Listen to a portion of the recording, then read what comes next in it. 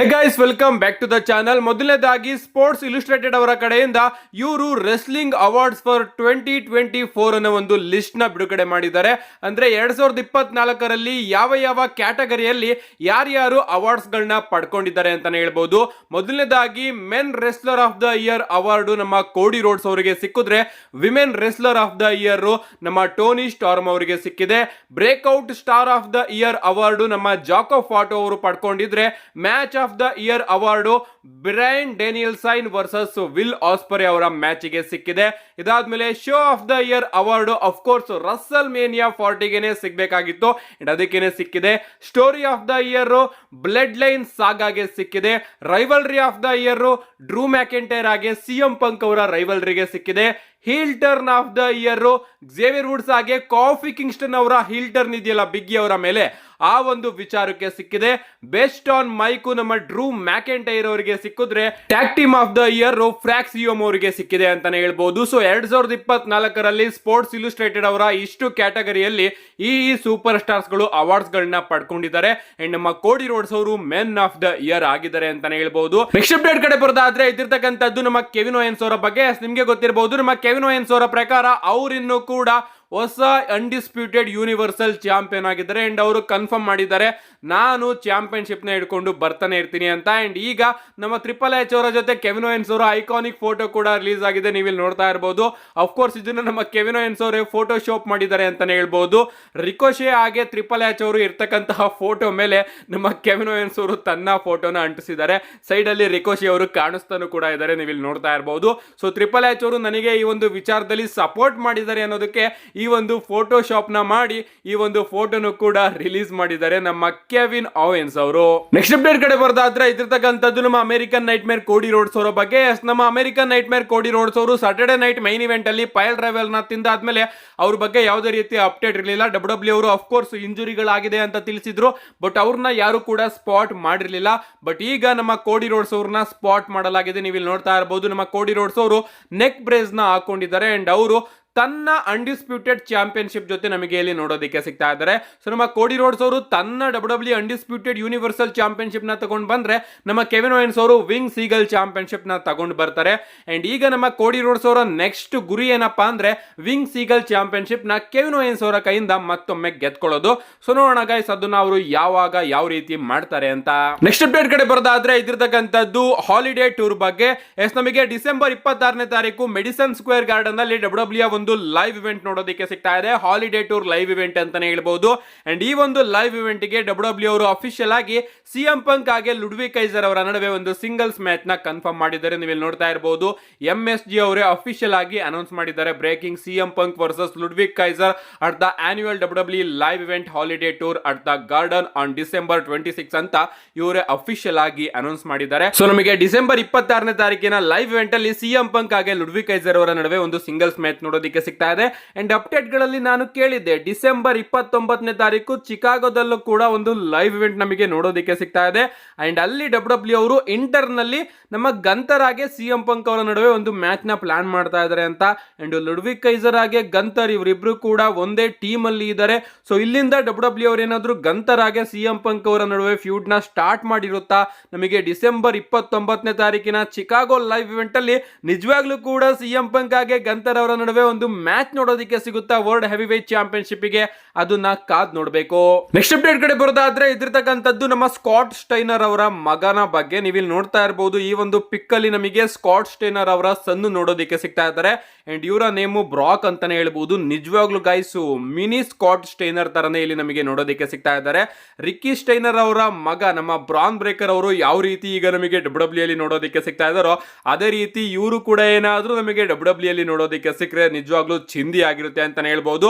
Of course W ಇವ್ರನ್ನ invite ಮಾಡುತ್ತೆ ಅನ್ಕೋತೀನಿ. ಅಂಡ್ ಫ್ಯೂಚರ್ ಅಲ್ಲಿ ಇವರು ಕೂಡ ನಮಗೆ ಡಬ್ಲ್ಯೂ ಅಲ್ಲಿ ನೋಡೋದಕ್ಕೆ ಸಿಗಬಹುದು. ನಿಜವಾಗ್ಲೂ ಫೋಟೋದಲ್ಲಿ ಮಾತ್ರ ಸಿಕ್ಕಾಪಟ್ಟೆ ಖತರ್ನಾಕ್ ಆಗಿ ಕಾಣಿಸ್ತಾ ಇದ್ದಾರೆ. ನೆಕ್ಸ್ಟ್ ಅಪ್ಡೇಟ್ ಕಡೆ ಬರೋದಾದ್ರೆ, ಇದಿರ್ತಕ್ಕಂಥದ್ದು Monday night Raw on Netflix ಬಗ್ಗೆ. ನಿಮಗೆ ಗೊತ್ತಿರಬಹುದು, ಜನವರಿ 6ನೇ ತಾರೀಕಿನ ಮಂಡೇ ನೈಟ್ ರಾ ನೆಟ್ಫ್ಲಿಕ್ಸ್ ಅಲ್ಲಿ ನಮಗೆ ನೋಡೋದಕ್ಕೆ ಸಿಗ್ತಾ ಇದೆ. ಅಂಡ್ ಆ ಒಂದು ಮಂಡೇ ನೈಟ್ ರಾ ನ ಡಬ್ಲ್ಯೂ ಅವರು ನಿಜವಾಗ್ಲೂ ತುಂಬಾ ದೊಡ್ಡದಾಗಿ ಪ್ರೆಸೆಂಟ್ ಮಾಡ್ತಾ ಇದ್ದಾರೆ. ಅಂಡ್ ಅದಕ್ಕೋಸ್ಕರ ಡಬ್ಲ್ಯೂ ಅವರು ಚಿಕ್ಕದಾಗಿ ಸೂಪರ್ ಸ್ಟಾರ್ ಶೇಕಪ್ ನು ಕೂಡ ಪ್ಲಾನ್ ಮಾಡ್ತಾ ಇದ್ದಾರೆ ಅಂತಾನೆ ಹೇಳ್ಬಹುದು. ಅಂಡ್ ನಾನು ನಿಮ್ಗೆ ತಿಳಿಸಿದೆ, ಪ್ರಾಬಬ್ಲಿ ಕೋಡಿ ರೋಡ್ಸ್ ಅವರು ಇನ್ ಮುಂದೆ ನಮಗೆ ಮಂಡೇ ನೈಟ್ ರಾ ಅಲ್ಲಿ ನೋಡೋದಕ್ಕೆ ಸಿಗಬಹುದು ಅಂತ. ಅಂಡ್ ಅದರ ಒಂದು ಹಿಂಟ್ ಏನಪ್ಪಾ ಅಂದ್ರೆ ಜನವರಿ 20ನೇ ತಾರೀಕಿನ ಮಂಡೇ ನೈಟ್ ರಾಗೆ ಡಬ್ಲ್ಯೂ ಅವರು ಈ ಒಂದು ಸೂಪರ್ ಸ್ಟಾರ್ಸ್ ಗಳನ್ನ ಅಡ್ವರ್ಟೈಸ್ ಮಾಡಿದ್ದಾರೆ ಅಂಡ್ ಹೊಸ ಬ್ಯಾನರ್ ಕೂಡ ರಿಲೀಸ್ ಮಾಡಿದ್ದಾರೆ. ನೀವು ಇಲ್ಲಿ ನೋಡ್ತಾ ಇರಬಹುದು ಇಲ್ಲಿ ಯಾರ್ಯಾರಿದ್ದಾರೆ ಅಂತ. ಕೋಡಿ ರೋಡ್ಸ್ ಇದ್ದಾರೆ, ಜೇ ಊಸೋ ಇದ್ದಾರೆ, ರಿಯಾ ರಿಪ್ಲಿ ಇದ್ದಾರೆ, ಸೆತ್ ರೋಲೆನ್ಸ್ ಅವರು ಇದ್ದಾರೆ, ಗಂತರ್ ಅವರು ಕೂಡ ಇದ್ದಾರೆ, ಲಿವ್ ಮಾರ್ಗನ್ ಅವರು ಕೂಡ ಇದ್ದಾರೆ, ಹಾಗೆ ನ್ಯೂ ಡೇ ಅವರು ಕೂಡ ಇದ್ದಾರೆ. ಸೊ ಇದ್ರ ಮುಖಾಂತರ ನೋಡೋದಾದ್ರೆ ಗೈಸ್ ರಸಲ್ ಮೇನಿಯಾ ತನಕ ನಮಗೆ ಈ ಒಂದು ಬ್ರ್ಯಾಂಡ್ ಸಪರೇಷನ್ ಏನಿದೆ ಅದು ನೋಡೋದಕ್ಕೆ ಸಿಗೋದಿಲ್ಲ ಅನ್ಕೋತೀನಿ. ಮಂಡೇ ನೈಟ್ ರಾ ಇಂದ ಸ್ಮ್ಯಾಕ್ ಡೌನ್ಗೆ, ಸ್ಮ್ಯಾಕ್ ಡೌನ್ ಇಂದ ಮಂಡೇ ನೈಟ್ ರಾಗೆ ಸೂಪರ್ ಸ್ಟಾರ್ಸ್ ಗಳು ಬಂದೋಗೋದು ಆಗ್ತಾ ಇರುತ್ತೆ. ರಸಲ್ ಮೇನಿಯಾ ಮುಗಿದ್ಮೇಲೆ ಡಬ್ಲ್ಯೂ ಅವರು ಈ ಒಂದು ಬ್ರ್ಯಾಂಡ್ ಸಪರೇಷನ್ ನ ಅಫಿಷಿಯಲ್ ಆಗಿ ಪ್ರಾರಂಭ ಮಾಡ್ತಾರೆ ಅಂತಾನೆ ಹೇಳ್ಬಹುದು.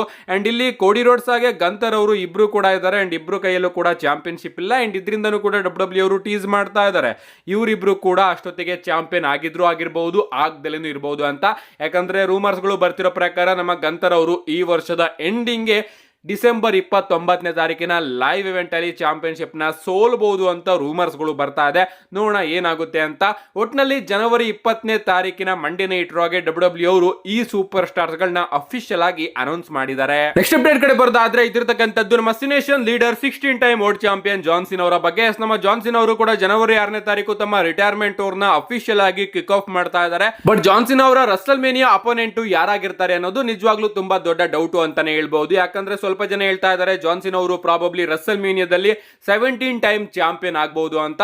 ಬಟ್ ಈಗ ಸದ್ಯಕ್ಕೆ ನೋಡೋದಾದ್ರೆ ಆ ಒಂದು ವಿಚಾರ ಸಿಕ್ಕಾಪಟ್ಟೆ ಡೌಟ್ ಇದೆ. ಯಾಕಂದ್ರೆ ಅಪ್ಡೇಟ್ ಗಳು ಬರ್ತಾ ಇದೆ ಸಿಎಂ ಪಂಕ್ ಅವರ ಮ್ಯಾಚ್ ಅಲ್ಲಿ world heavy wait championship involve ಆಗಿರುತ್ತೆ ಅಂತ. ಅಂಡ್ ಆ ಕಡೆ ಕೋಡಿ ರೋಡ್ಸ್ ಅವರಂತೂ ರಸಲ್ ಮೇನಿಯಾಗೆ ಚಾಂಪಿಯನ್ ಆಗೇ ಹೋಗ್ತಾರೆ. ಯಾಕಂದ್ರೆ ಕೋಡಿ ರೋಡ್ಸ್, ರಾಕ್ ಇವರ ಸಿಚುಯೇಷನ್ ನಮಗೆ ನೋಡೋದಕ್ಕೆ ಸಿಗ್ತಾ ಇದ್ದಾರೆ. ಸೊ ಜಾನ್ ಸಿನಾ ಅವರು ಆಗ್ತಾರೆ ಅಂದ್ರೆ ಸಿಎಂ ಪಂಕ್ ಅವರ ಕೈಯಲ್ಲಿ ಚಾಂಪಿಯನ್ಶಿಪ್ ನ ಕೊಡೋಂಗಿಲ್ಲ. ಸಿಕ್ಕಾಪಟ್ಟೆ ಡೌಟ್ ಇದೆ ಅಂತಾನೆ ಹೇಳ್ಬಹುದು. ಅಂಡ್ ಈಗ ಅಪ್ಡೇಟ್ ಗಳು ಬರ್ತಿರೋ ಪ್ರಕಾರ ನಮ್ಮ ಜಾನ್ ಸಿನಾ ಅವರು ರಸಲ್ ಮೇನಿಯಾದಲ್ಲಿ ಚಾಂಪಿಯನ್ಶಿಪ್ ಮ್ಯಾಚ್ ಅಲ್ಲಿ ನಮಗೆ ನೋಡೋದಕ್ಕೆ ಸಿಗೋದಿಲ್ವಂತೆ. ಯಾಕಂದ್ರೆ ಡಬ್ಲ್ಯೂ ಅವರು ಜಾನ್ ಸಿನಾ ಅವ್ರಿಗೋಸ್ಕರ ರಸಲ್ ಮೇನಿಯಾಗೆ ಲೋಗನ್ ಪೋಲ್ ಅವ್ರನ್ನ ಅಪೋನೆಂಟ್ ಆಗಿ ಕನ್ಸಿಡರ್ ಮಾಡ್ತಾ ಇದಾರಂತೆ. ಇದು ಒಂದು ರೀತಿ ಡ್ರೀಮ್ ಮ್ಯಾಚ್ ಅಂತಾನೆ ಹೇಳ್ಬಹುದು. ಅಂಡ್ ಈಗ ನಾವು ನೋಡೋದಾದ್ರೆ ಲೋಗನ್ ಪೋಲ್ ಅವರು ಕೂಡ ಜನವರಿ 6ನೇ ತಾರೀಕು ರಿಟರ್ನ್ ಆಗ್ತಾ ಇದ್ದಾರೆ. ಅಂಡ್ ಅವ್ರಿಗೂ ಕೂಡ ರಸಲ್ ಮೇನಿಯಾಗೆ ಮ್ಯಾಚ್ ಆಡೋದಕ್ಕೆ ಒಂದು ಬಿಗ್ ನೇಮು ಖಂಡಿತವಾಗ್ಲೂ ಕೂಡ ಬೇಕು. ಸೊ ಡಬ್ಲ್ಯೂ ಅವರು ಈ ಒಂದು ಮ್ಯಾಚ್ ನು ಕೂಡ ರಸಲ್ ಮೇನಿಯಾ 41 ಗೆ ಸೆಟ್ ಅಪ್ ಮಾಡಬಹುದು. ಅಂಡ್ ನಮ್ಮ ಜಾನ್ ಸಿನಾ ಅವರು ಬಂದ್ ಕೂಡಲೇ ರಸಲ್ ಮೇನಿಯಾದಲ್ಲಿ ಚಾಂಪಿಯನ್ ಆಗೋದಿಲ್ಲ ಅನ್ಕೋತೀನಿ. ಎಂಡಿಂಗ್ ಮೂಮೆಂಟ್ ಗೆ ಜಾನ್ ಸಿನಾ ಅವರು ಇನ್ನೇನ್ 2 ತಿಂಗಳಿಗೆ ರಿಟೈರ್ಡ್ ಆಗೋಗ್ತಾರೆ. 2 ತಿಂಗಳಾದ್ಮೇಲೆ ಜಾನ್ ಸಿನಾ ಅವರ ಕರಿಯರ್ ಮುಗ್ದೋಗುತ್ತೆ ಅನ್ನೋ ಟೈಮಲ್ಲಿ ಎಲ್ಲರೂ ಕೂಡ ಜಾಸ್ತಿ ಇಷ್ಟಪಡಬಹುದು, ಜಾನ್ ಸಿನಾ ಅವರಿಗೆ ಸಪೋರ್ಟ್ ಮಾಡಬಹುದು, ಜಾನ್ ಸಿನಾ ಅವರಿಗೆ ಅವಕಾಶನ ಕೊಡಬೇಕು ನೀವು 17 ಟೈಮ್ ಚಾಂಪಿಯನ್ ಆಗೋದಕ್ಕೆ ಅಂತ ಫ್ಯಾನ್ಸ್ ಗಳು ಆಗ ಸಪೋರ್ಟ್ ಮಾಡಿಸಿ ಎಂಡಿಂಗ್ ಮೂಮೆಂಟ್ ಅಲ್ಲಿ ನಮ್ಮ ಜಾನ್ ಸಿನಾ ಅವರು ಚಾಂಪಿಯನ್ಶಿಪ್ ನ ಗೆಲ್ಲಬಹುದು. ಈ ರೀತಿನೂ ಕೂಡ ಡಬ್ಲ್ಯೂ ಅವರು ಚಾಂಪಿಯನ್ಶಿಪ್ ಸ್ಟೋರಿನ ಜಾನ್ ಸಿನಾ ಅವ್ರಿಗೋಸ್ಕರ ತಗೊಂಡು ಹೋಗಬಹುದು. ಸದ್ಯಕ್ಕೆ ಜಾನ್ ಸಿನಾ ಅವರ ರಸಲ್ ಮೇನಿಯಾ ಅಪೋನೆಂಟ್ ಆಗಿ ಡಬ್ಲ್ಯೂ ಅವರು ಲೋಗನ್ ಪೋಲ್ ಅವ್ರನ್ನು ಕೂಡ ಕನ್ಸಿಡರ್ ಮಾಡ್ತಾ ಇದಾರಂತೆ. ನಮ್ಮ ನೆಕ್ಸ್ಟ್ ಅಂಡ್ ಫೈನಲ್ ಅಪ್ಡೇಟ್ ಕಡೆ ಬರೋದಾದ್ರೆ ಇದಿರ್ತಕ್ಕಂಥದ್ದು ಸಿಎಂ ಪಂಕ್ ಹಾಗೆ ರೋಮನ್ ರೈನ್ಸ್ ಅವರ ರಸಲ್ ಮೇನಿಯಾ ಮ್ಯಾಚ್ ಬಗ್ಗೆ. ನಿಮಗೆ ಗೊತ್ತಿರಬಹುದು ಈ ಒಂದು ಮ್ಯಾಚ್ ನ ಅಪ್ಡೇಟ್ ಗಳು ಕೂಡ ತುಂಬಾ ಬರ್ತಾ ಇದೆ. ಈ ಒಂದು ಮ್ಯಾಚ್ ನು ಕೂಡ ಡಬ್ಲ್ಯೂ ಅವರು ರಸಲ್ ಮೇನಿಯಾ 41 ಗೆ ಡಿಸ್ಕಸ್ ಮಾಡ್ತಾ ಇದ್ದಾರೆ ಅಂತ. ಗೈಸ್ ಈ ಅಪ್ಡೇಟ್ ನ ಯಾಕೆ ನಾನು ಹೇಳ್ತಾ ಇದ್ದೀನಿ ಅಂದ್ರೆ ಈ ಒಂದು ಮ್ಯಾಚ್ ನ ಡಬ್ಲ್ಯೂ ಅವರು ರಾಕ್ ಅವ್ರು ಏನಾದ್ರೂ ಬರ್ಲಿಲ್ಲ ಅಂದ್ರೆ ಬ್ಯಾಕಪ್ ಪ್ಲಾನ್ ಆಗಿ ಡಿಸ್ಕಷನ್ಸ್ ನ ಮಾಡ್ತಾ ಇದಾರಂತೆ. ರಾಕ್ ಅವ್ರು ಏನಾದ್ರೂ ಬರ್ಲಿಲ್ಲ ಅಂದ್ರೆ ವ್ಯೂವರ್ಶಿಪ್ ನ ಗೈನ್ ಮಾಡೋದಕ್ಕೆ ಸಿಎಂ ಪಂಕ್ ಹಾಗೆ ರೋಮನ್ ರೈನ್ಸ್ ಅವ್ರನ್ನ ಒಂದೇ ಮ್ಯಾಚ್ ಅಲ್ಲಿ ಇಳಿಸೋಣ ಅಂತ. ಬಟ್ ಈಗ ಹೊಸ ಅಪ್ಡೇಟ್ ಏನಪ್ಪಾ ಅಂದ್ರೆ ರಾಕ್ ಅವ್ರು ಏನಾದ್ರೂ ಇಲ್ಲ ನಾನು ರಸಲ್ ಮೇನಿಯಾ 41 ಗೆ ಕಂಪ್ಲೀಟ್ ಆಗಿ ಅವೈಲೇಬಲ್ ಇರ್ತೀನಿ ಅಂತ ರಾಕ್ ಅವ್ರು ಏನಾದ್ರೂ ಹೇಳಿದ್ರೆ ರಾಕ್ ಅವರು ಯಾವಾಗ ಬೇಕಾದ್ರೂ ಮ್ಯಾಚ್ ಕಾರ್ಡ್ ನ ಚೇಂಜ್ ಮಾಡಬಹುದಂತೆ. ಅದಕ್ಕೋಸ್ಕರ ಇನ್ನೂ ಕೂಡ ಡಬ್ಲ್ಯೂ ಅವರು ಯಾವುದೇ ಮ್ಯಾಚ್ ನು ಕೂಡ ಇಂಟರ್ನಲ್ಲಿ ಫಿಕ್ಸ್ ಮಾಡಿಲ್ವಂತೆ. ಇದೇ 100% ನಾವು ರಸಲ್ ಮೇನಿಯಾ 41 ನಲ್ಲಿ ಮಾಡ್ತೀವಿ ಅಂತ ಇನ್ನೂ ಕೂಡ ಯಾವುದೇ ಮ್ಯಾಚ್ ನು ಕೂಡ ಫಿಕ್ಸ್ ಮಾಡಿಲ್ವಂತೆ. ಯಾಕಂದ್ರೆ ಎಲ್ಲಾ ಮ್ಯಾಚ್ ನು ಕೂಡ ಕಡೆದಾಗಿ ರಾಕ್ ಅವರೇ ಬಂದು ಫೈನಲೈಸ್ ಮಾಡಬೇಕಾಗಿರೋದ್ರಿಂದ ರಾಕ್ ಅವರು ಬಂದು ಈ ಒಂದು ಮ್ಯಾಚ್ ಬೇಡ ಬೇರೊಂದು ಮ್ಯಾಚ್ ನ ಮಾಡೋಣ ಅಂದ್ರೆ ಡಬ್ಲ್ಯೂ ಅವರು ಆ ಒಂದು ಮ್ಯಾಚ್ ನ ಕಂಪ್ಲೀಟ್ ಆಗಿ ಚೇಂಜ್ ಮಾಡಬೇಕು ಅಂತಾನೆ ಹೇಳ್ಬಹುದು. ಅದಕ್ಕೋಸ್ಕರ ಡಬ್ಲ್ಯೂ ಅವರು ಎಲ್ಲಾ ಪ್ಲಾನ್ಸ್ ಗಳನ್ನು ಕೂಡ ರೆಡಿ ಮಾಡ್ಕೋತಾ ಇದ್ದಾರೆ, ಬ್ಯಾಕಪ್ ಪ್ಲಾನ್ಸ್ ಗಳನ್ನು ಕೂಡ ರೆಡಿ ಮಾಡ್ಕೋತಾ ಇದ್ದಾರೆ. ಅದಕ್ಕೋಸ್ಕರನೇ ಈ ಬಾರಿ ರಸಲ್ ಮೇನಿಯಾಗೆ ಮ್ಯಾಚ್ ಗಳನ್ನ ಪ್ರೆಡಿಕ್ಟ್ ಮಾಡೋದಕ್ಕೆ ಆಗ್ತಾ ಇಲ್ಲ. ಯಾಕಂದ್ರೆ ಸಿಕ್ಕಾಪಟ್ಟೆ ಬ್ಯಾಕಪ್ ಪ್ಲಾನ್ಸ್ ಗಳು ನಮಗೆ ನೋಡೋದಕ್ಕೆ ಸಿಗ್ತಾ ಇದೆ. ಸ್ಟೋರಿಗಳು ಒಂದೊಂದಕ್ಕೆ ಲಿಂಕ್ ಆಗ್ತಾ ಇದೆ. ನಿಜವಾಗ್ಲೂ ಸಿಕ್ಕಾಪಟ್ಟೆ ಬ್ಯಾಕಪ್ ಪ್ಲಾನ್ಸ್ ಗಳು ಇರೋದ್ರಿಂದ ಮ್ಯಾಚಸ್ ಗಳನ್ನ ಪ್ರಿಡಿಕ್ಟ್ ಮಾಡೋದು ಈ ವರ್ಷ ಸಿಕ್ಕಾಪಟ್ಟೆ ಕಷ್ಟ ಆಗ್ತಾ ಇದೆ. ಅಂಡ್ ಎಲ್ಲಾ ಬ್ಯಾಕಪ್ ಪ್ಲಾನ್ಸ್ ಗಳನ್ನು ಕೂಡ ಡಬ್ಲ್ಯೂ ಅವರು ರಾಕ್ ಅವರ ಕನ್ಫರ್ಮೇಶನ್ಗೋಸ್ಕರ ರೆಡಿ ಮಾಡಿ ಇಟ್ಕೊಂಡಿದ್ದಾರೆ ಅಂತಾನೆ ಹೇಳ್ಬೋದು. ನೋಡೋಣ ಗೈಸ್, ಫೈನಲಿ ನಮಗೆ ಯಾವ ಮ್ಯಾಚ್ ರಸಲ್ ಮೇನಿಯಾದಲ್ಲಿ ನೋಡೋದಕ್ಕೆ ಸಿಗುತ್ತೆ ಅಂತ. ಅಂಡ್ ಇವತ್ತು ನನ್ನ ರಸಲ್ ಮೇನಿಯಾ 41 ನ ಮ್ಯಾಚ್ ಕಾರ್ಡ್ ಪ್ರಿಡಿಕ್ಷನ್ ವಿಡಿಯೋ ಕೂಡ ಬರುತ್ತೆ, ಅದಕ್ಕೋಸ್ಕರ ಕಾಯ್ತಾ ಇರಿ ಅಂತ ಹೇಳ್ತಾ see you guys in my next video.